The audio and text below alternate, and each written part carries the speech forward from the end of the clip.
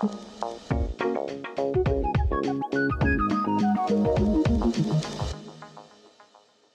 one of the big questions I get is, what is the difference between brand purpose and brand activism? And that's what I'm talking about here today, because we've almost reached peak purpose, where it's the word purpose is being so misused by communications agencies and PR agencies.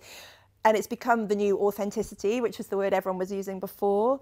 And just to identify that purpose is not a social purpose. It's not necessarily a social purpose. It's literally what the brand stands for, what unites employees, what unites audiences with that brand. Activism is doing something beyond that, something that is actually about changing mindset or changing policy. It is not just a tagline in an advertising campaign. I think what is hugely different now, and the movement we've seen building in the last sort of 2 to 4 years, is that this groundswell of opinion from the people who are engaging with the brands, whether it's with their products or their platforms, they're demanding something different. So I think that the brands understand that they have to do something. It's not necessarily that they want to. So you could keep doing what you've always done and you would get, immediate gratification. Your sales would probably stay kind of the same, but you need to plan for this future and look at the younger generations and the forward-thinking consumers and realize that they are not going to accept things the way they are. So the difference between brands that were considered activist in the past or sustainable brands, things like the Body Shop or Patagonia, is it was very much at a niche level. So what Anita Roddick did with the Body Shop, she started something. Then the Body Shop went through a transition where it was taken over by L'Oreal, and it became almost the opposite of what she had created.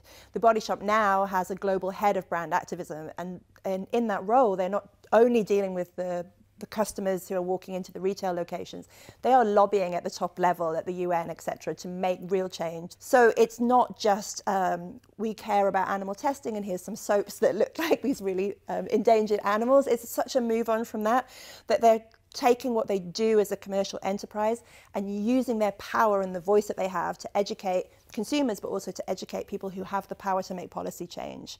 And I think that's the difference.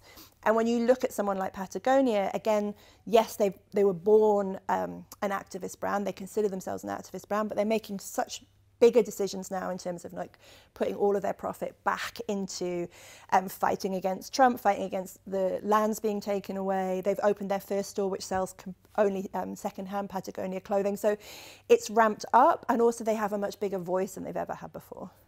You have that conversation on a daily basis. That's why brands are so powerful. They're having a narrative with consumers all the time, so they have the power to change what they're saying, as long as you can relate it back to the purpose of the brand. However, if your purpose is only to make money, it makes this process a lot harder.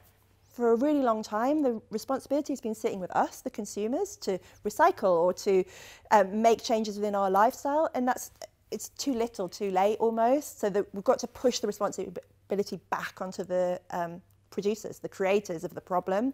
And I'm asking them to take responsibility, and that's what I do on a daily basis.